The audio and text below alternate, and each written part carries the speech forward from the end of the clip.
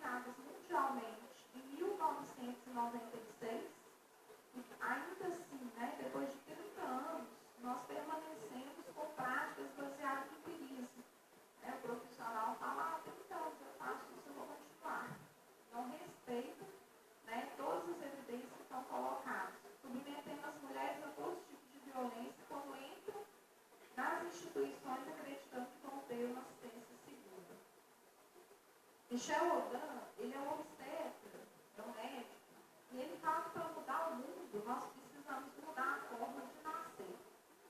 Nós profissionais, eu acredito, né, que com violência não é a melhor maneira. Por isso que a gente pretende, né, esse trabalho está trazendo uma reflexão, né, sobre esse tipo de violência que está colocada, está posta aqui no Brasil, e muitas, infelizmente, muitas mulheres ainda nem sabem que estão sendo violentadas dentro das instituições.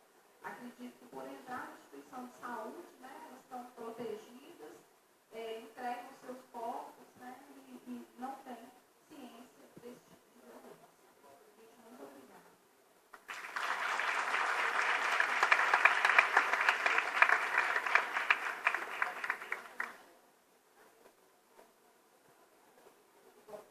Pediram aqui para ir na sequência, então vou repetir um pouco o que a Vânia falou, né? Agradecer aos organizadores e dizer que é um prazer ter feito esse trabalho, principalmente em parceria com o Dani. Para quem não sabe, eu e Dani, acreditem ou não, somos praticamente gêmeas. Eu nasci no dia 13 e ela no dia 14 de abril. Então, acreditem, nós somos tão parecidas que, inclusive, nós exatamente. A gente pôde empreender juntas. Né? Nós já tivemos, de verdade, uma empresa juntas, que se chamava Roda dos Ventos. Então, escrever sobre empreendedorismo com a Dani foi uma coisa que me deixou muito à vontade e muito feliz, né?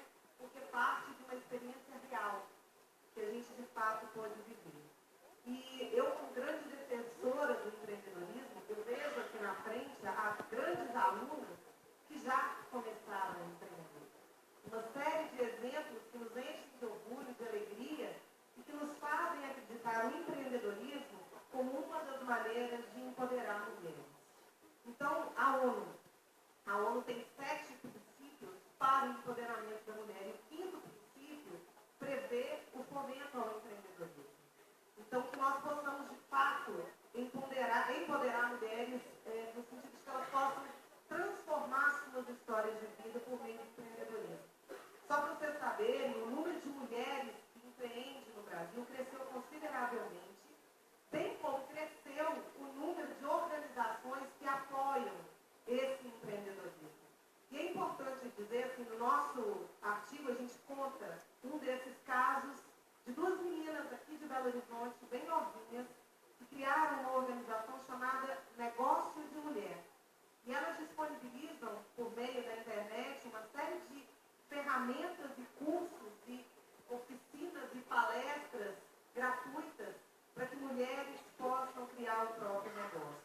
Mas muito antes das mulheres serem reconhecidas como empreendedoras, muitos de nós têm histórias de avós, bisavós ou outras mulheres da família que criaram seus filhos e seus netos por meio das próprias mãos. Né? Então a gente tem artesãs, cozinheiras, costureiras, que faziam bordadeiras, que faziam do seu ofício ou da sua arte o sustento da própria família. Então que nós possamos reconhecer essas mulheres. A gente tem um tipo de empreendedorismo que é o chamado empreendedorismo virador. O empreendedor virador é o tipo de empreendedor brasileiro. Nas escolas a gente vê muitas alunas, então elas vendem bombom, sanduíche natural, calcinha, Avon e Jequiti, né? E é com isso que pagam a própria faculdade e às vezes dão conta de sustentar os filhos e o marido, o companheiro, a companheira, que não necessariamente estão trabalhando, né? Então é um exemplo que a gente vê todo dia e o que a gente precisa fazer é estimular para que isso possa crescer e empoderar mais e mais mulheres que possam fazer do nosso país um país melhor, né? Mais verdadeiro, no sentido de mais forte, com mulheres que deem conta de fazer mais e mais coisas, como a gente já vem fazendo. Acho que é isso.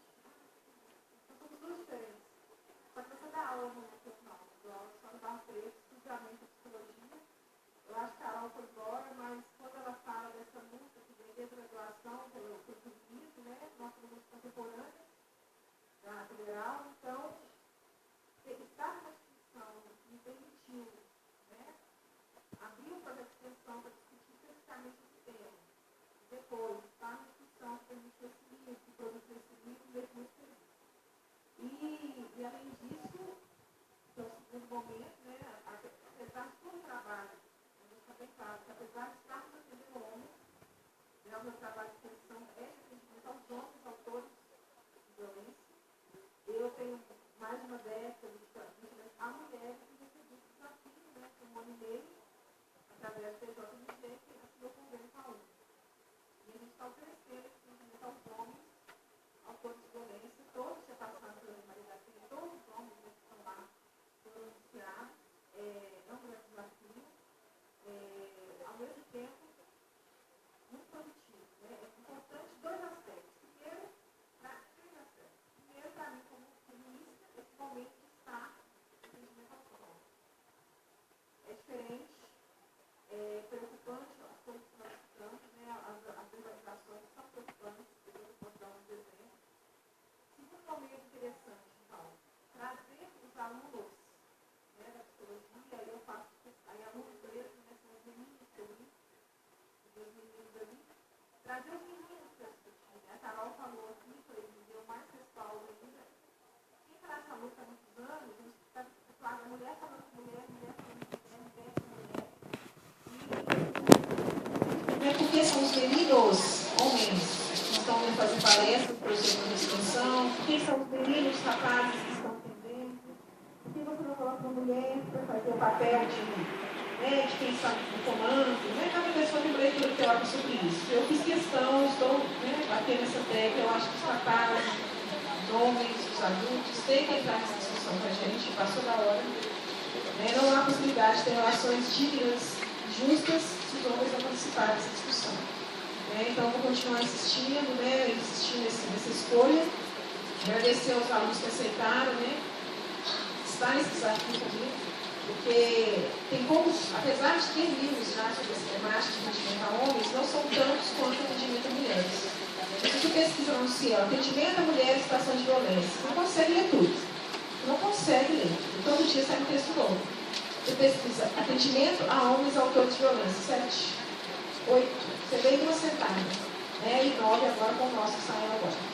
Mas isso não é bom, na verdade isso é muito sério, porque passou da hora do feminismo aceitar isso. Ou indiferente do feminismo, passou da hora dos homens entenderem que quando eles são violentos, eles estão violentando eles mesmos, violentando as mulheres, violentando suas famílias. E é uma bandeira agora que eu estou carregando, colocar esses homens ou convidá-los a participar desses grupos. Muitas mulheres feministas dizem, mas feminismo é coisa de mulher, eu sei que tem discussão, tem essa linha ali do feminismo, mas cada vez mais eu entendo que se esses homens que cometem violência verdadeiramente não reconhecerem aquele ato como violento, eles não vão parar. Então, a Lei Maria da Penha, que é muito bem escrita, muito bem dirigida e foi formulada a partir de feministas, vai perder todo o seu potencial se os homens não entenderem que eles se destinam àquela lei. Então, é isso. Eu primeiro agradecer a UNA, agradecer aos alunos. E deixar bem claro para as feministas, que deve ter muitas aí, que eu já ouvi uns comentários também. Vamos abrir um pouquinho a nossa cabeça nesse sentido. Vamos dar espaço para o diálogo entre os homens e as mulheres nessa luta. Não dá para ficar mais, eu conheço essa brincadeira tem mais de 20 anos, não dá mais para ficar mulher conversando com mulher. Eu fiz isso durante mais de 12 anos, produzi muito, aprendi tudo que eu sei com as mulheres que eram violentadas, com as mulheres que sofreram violência. Tentei trazer uma foto, mas não deu, porque eu tenho PowerPoint. Então, assim, eu sei de onde eu estou falando. Depois a gente tenta colocar a foto, mas eu dava muito trabalho. Mas, de toda forma, tem um texto que chama Mexendo no Vespeiro, que a gente tem curiosidade, eu sou de lá no Google, aparece Mexendo no Vespeiro, que é o texto da dissertação. Então, tem todo um trabalho em cima do entendimento a mulheres em grupo. E agora a gente está construindo com o apoio da UNA, o Juntas, porque eu acredito nessa roupa aí, eu acho que vai dar certo, vai dar sangue esse negócio. Obrigada, viu, gente?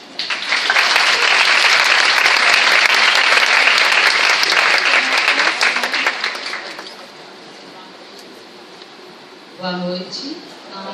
Vou reiterar aqui todos os agradecimentos que as minhas colegas aqui do livro também fizeram. Uma grande oportunidade, não só ter podido dialogar com vocês no livro, mas principalmente aqui hoje, nesse auditório tão chique. É um prazer.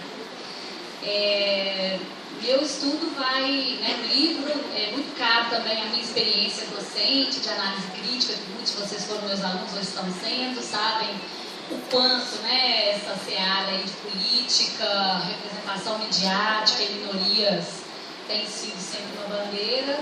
E aí eu decidi corajosamente, depois de muito pensar, que eu encararia o desafio realmente de discutir as representações da presidente Dilma Rousseff na imprensa brasileira. Então esse é o meu tema. Muitos ativistas e muitos pesquisadores, eles já vêm, né, discutindo há muito tempo a questão das implicações políticas que as representações midiáticas trazem, né, sobretudo para as minorias.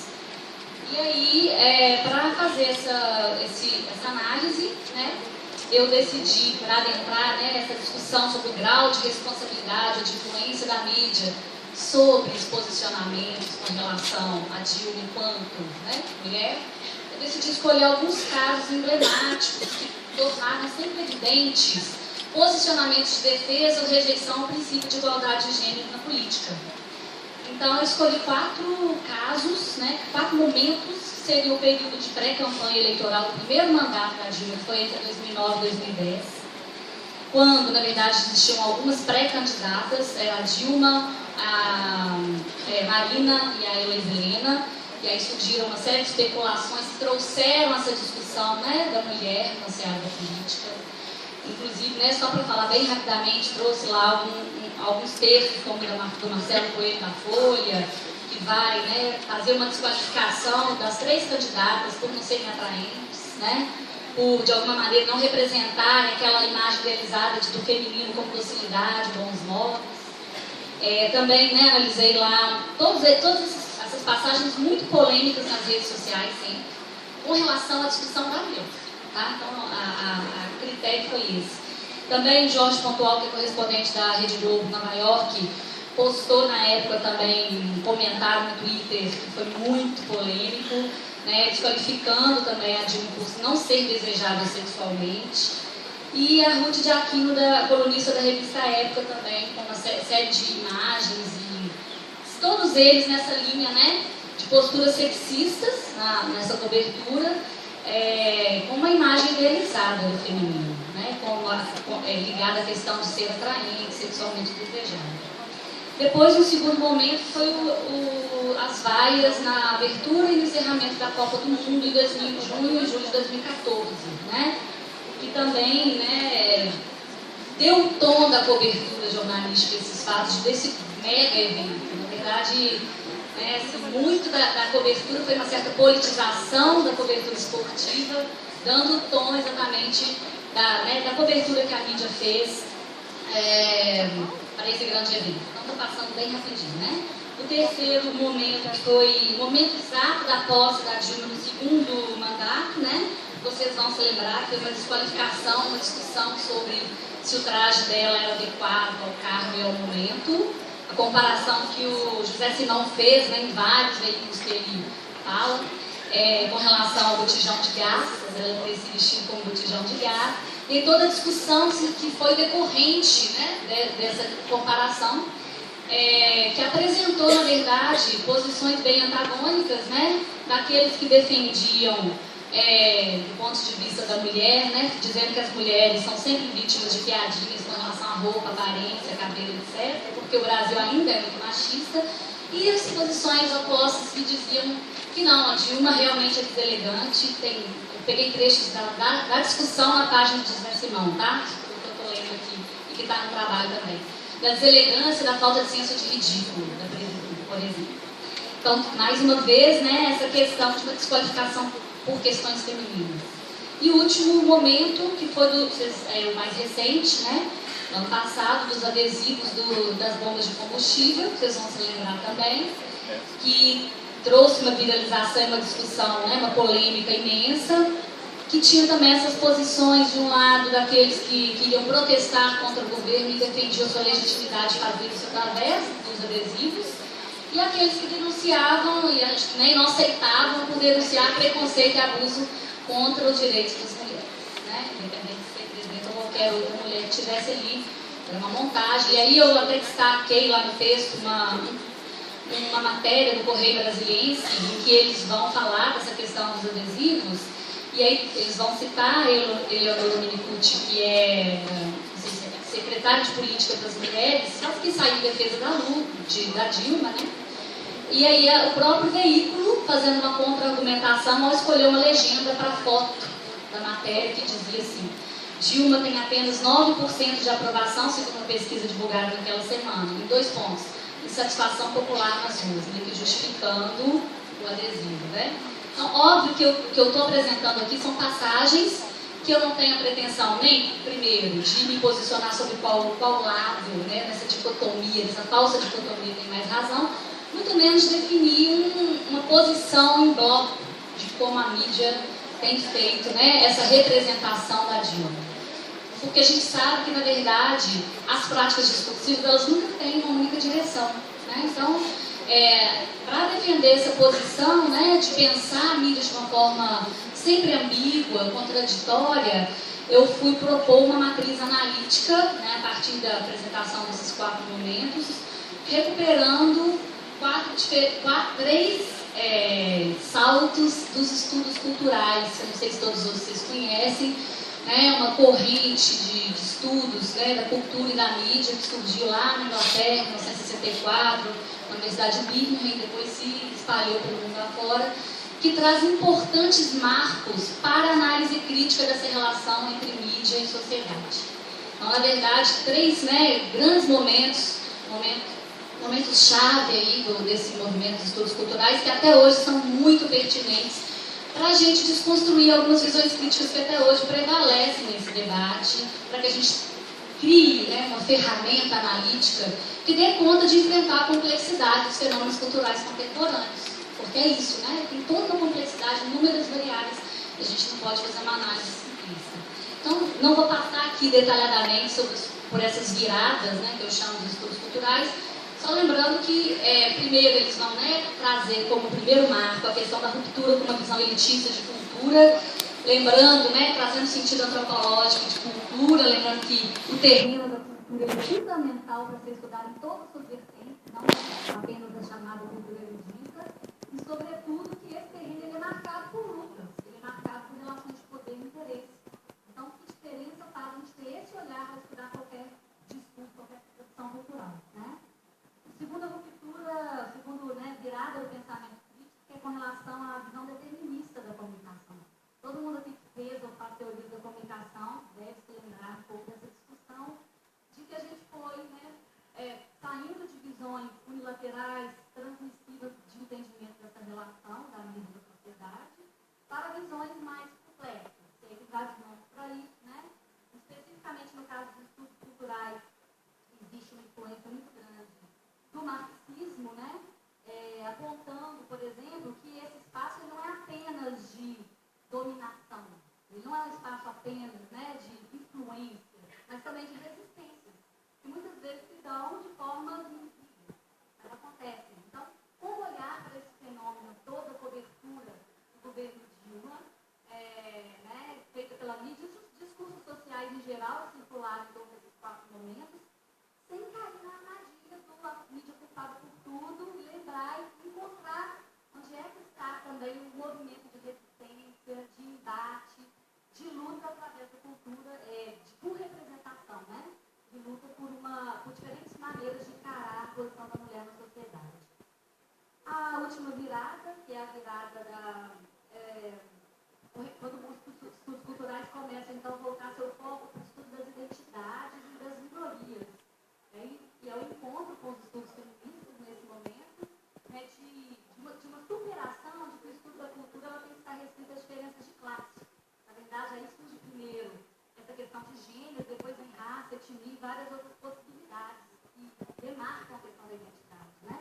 E aí, como é que fica essa questão? Eu fiz uma rápida apresentação dos estudos culturais de como a questão da mulher, né, perpassou aí diversos estudiosos de estudos culturais, tanto do ponto de vista da mulher enquanto receptora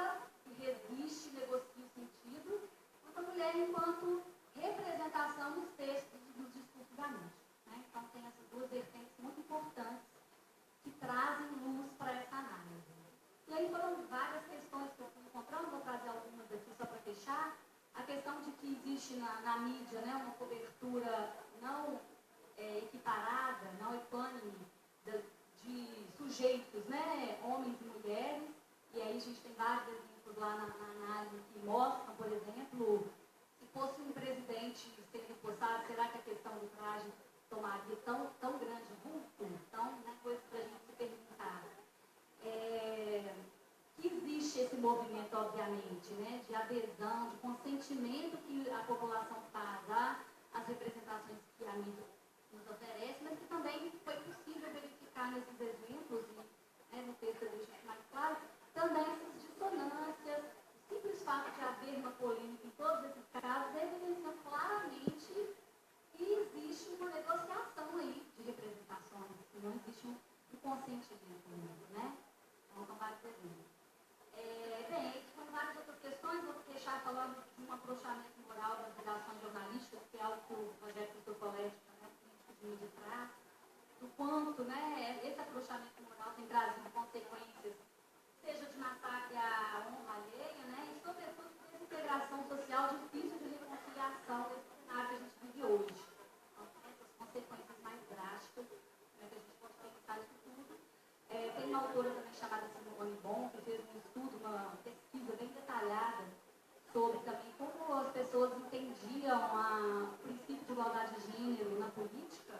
E aí, de acordo lá com todo o estudo que ela fez, os dados, ela vai evidenciar que a gente vive um momento de retrocesso moral no Brasil, atualmente, que a gente tem uma maioria que defende o ideário democrático e, portanto, também as visões progressistas das minorias, dos gêneros, e uma minoria, né, que é ainda com visão hostil ao ideário democrático e conservador nos diversos aspectos que a gente vê evidente, né, no debate em torno do governo Dilma, esse tipo de negociação.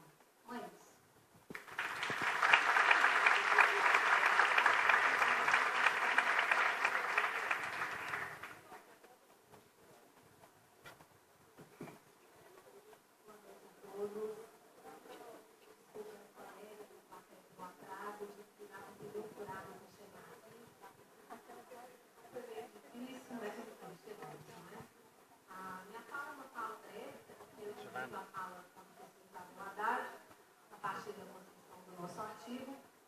Mas eu quero demarcar aqui para a fala algumas questões que são importantes, especificamente para um termo que nós utilizamos no nosso artigo.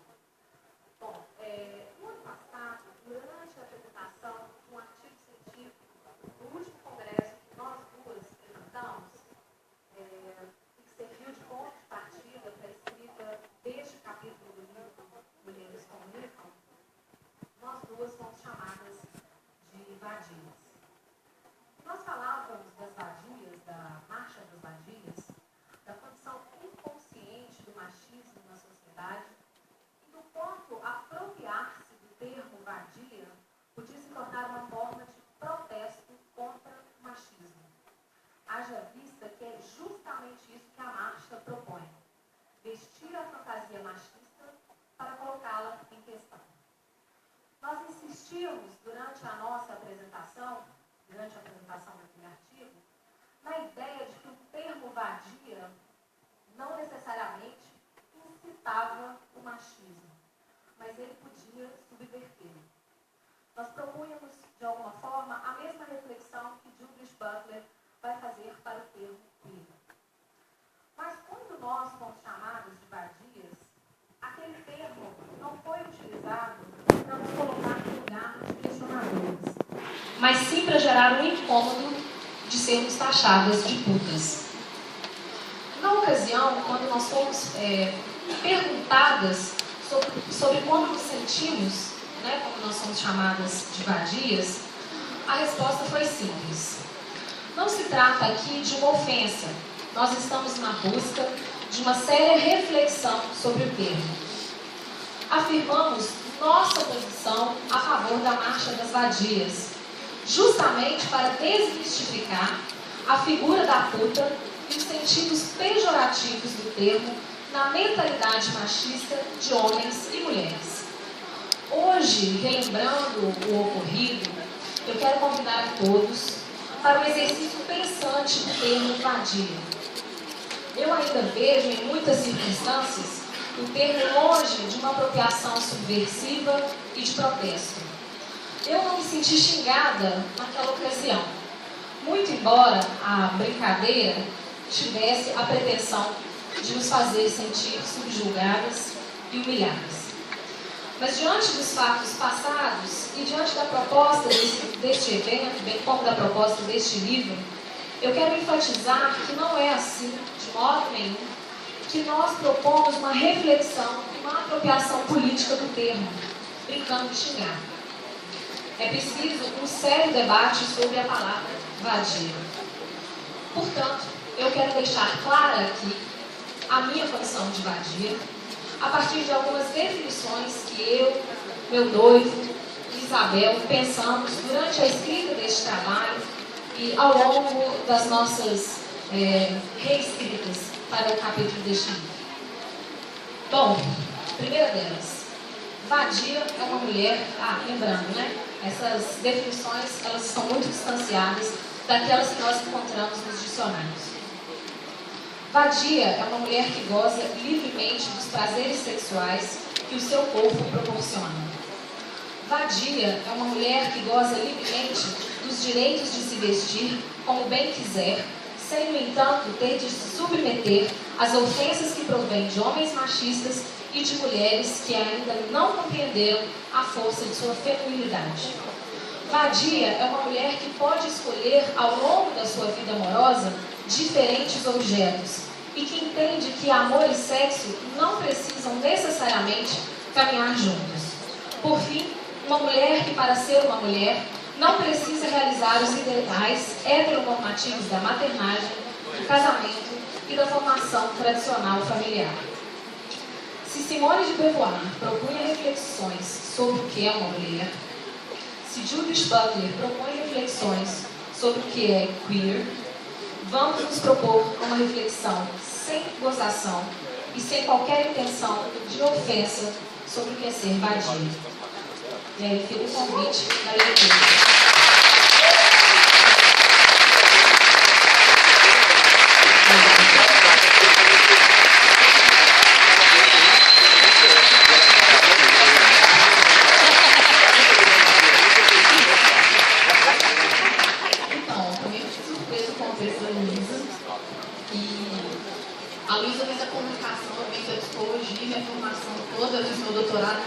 Dentro do tema feminino na psicanálise, e a gente procurou, cada uma com seus discursos, tentar compreender o papel desse corpo feminino na cultura.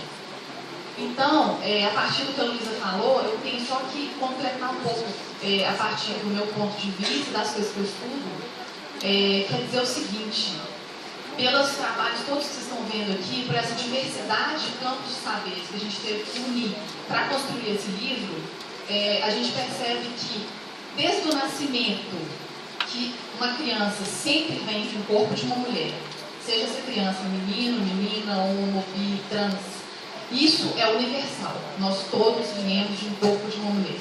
A partir desse ponto, a gente pode pensar o seguinte, dentro da teoria da psicanálise, com o Freud, que esse corpo feminino será sempre uma questão. Nós nunca vamos conseguir fechar uma verdade, fechar uma tese sobre esse corpo. Por quê? Porque ele é e sempre será um enigma para nós.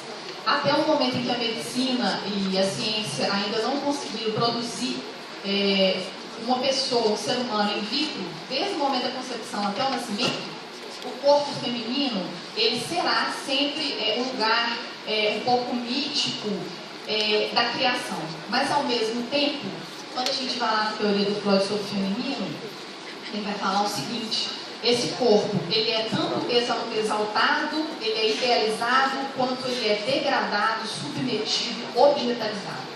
Então, as mulheres, elas são chamadas não só de vadias, de putas, mas elas são chamadas de santas, elas são chamadas de deusas, elas são chamadas de fadas, elas são chamadas de tantos nomes.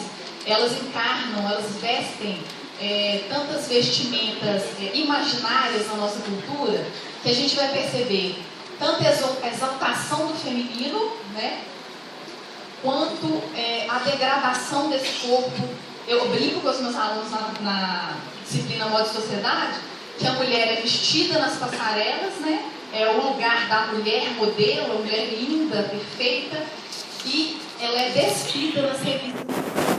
Então, vocês percebam como que esse corpo ele vai se movimentando culturalmente, de acordo com o tempo, de acordo com o discurso de uma época, tanto sendo exaltado e degradado. A questão do nosso texto é principalmente frisar que o feminino ele não é um privilégio da mulher.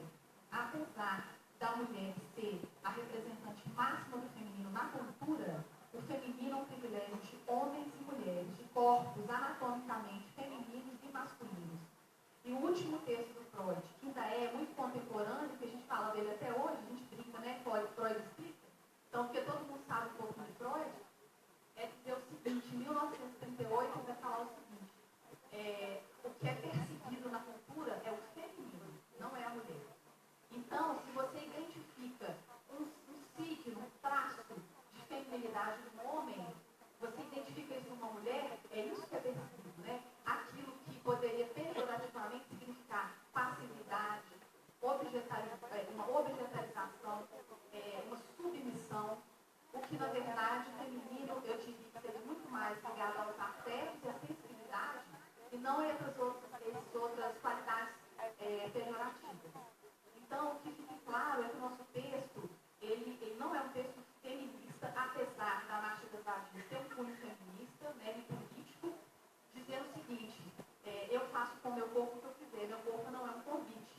Então, eu digo isso a vocês, tanto homens quanto mulheres, independente da forma que você escolha para amar.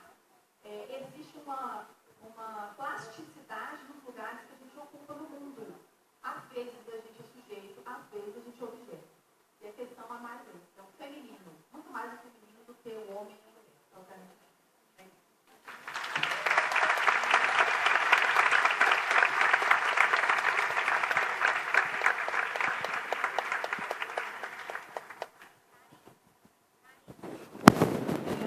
Pelas falas, aguenta o coração aí. Agora A gente vai abrir para as perguntas da plateia.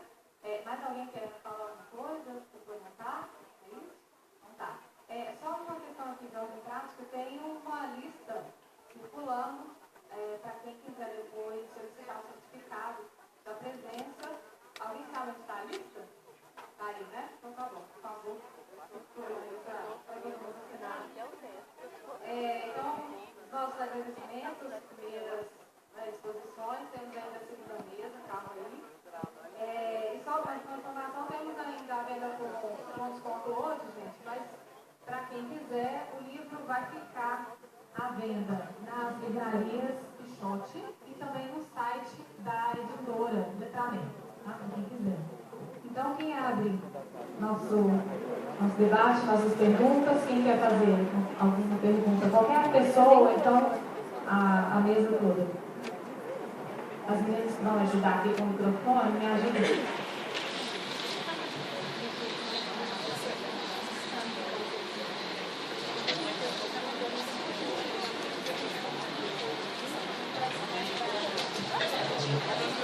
Vou fazer uma pergunta para você. Queria que você falasse sobre essa questão, você falou da Dilma, e você fala dessa relação também, que eu acho que está muito próximo, essa questão do homem. Eu acho interessante você comentar sobre essa questão de tipo, atleticano chamar cruzeirense de Maria, cruzeirense chamar atleticano de Franca, e onde está essa relação do machismo com essas falas?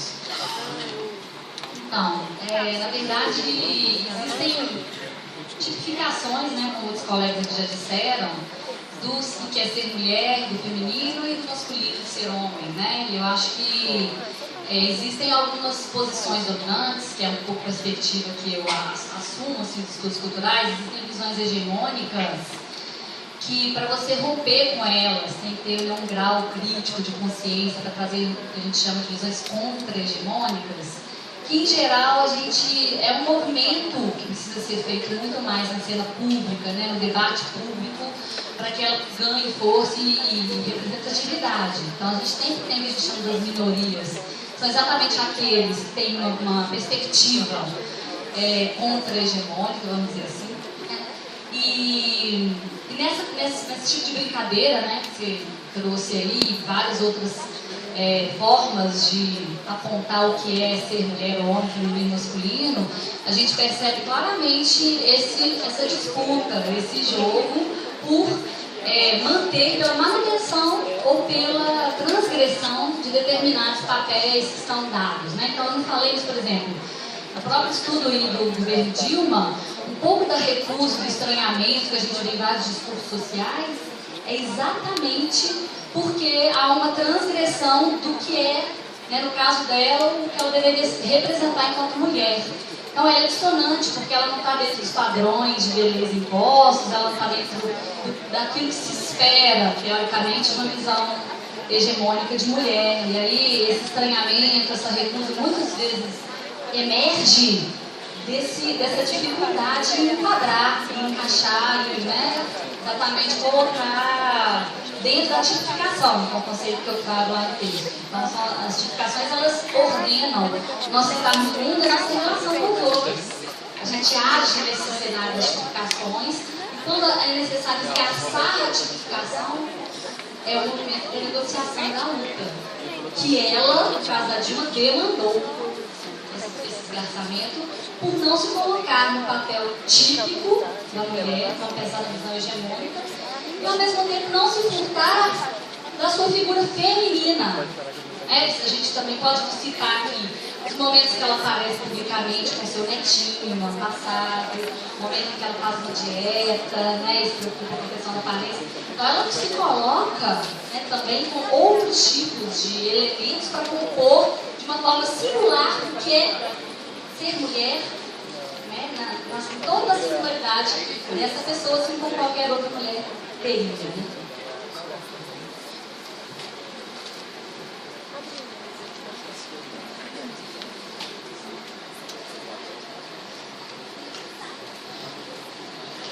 Boa noite, meu nome é Ana, eu sou estudante de jornalismo.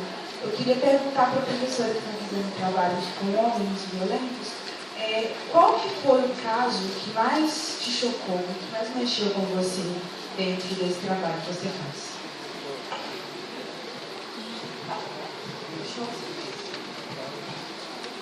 Chocar nenhum. Mas sentimento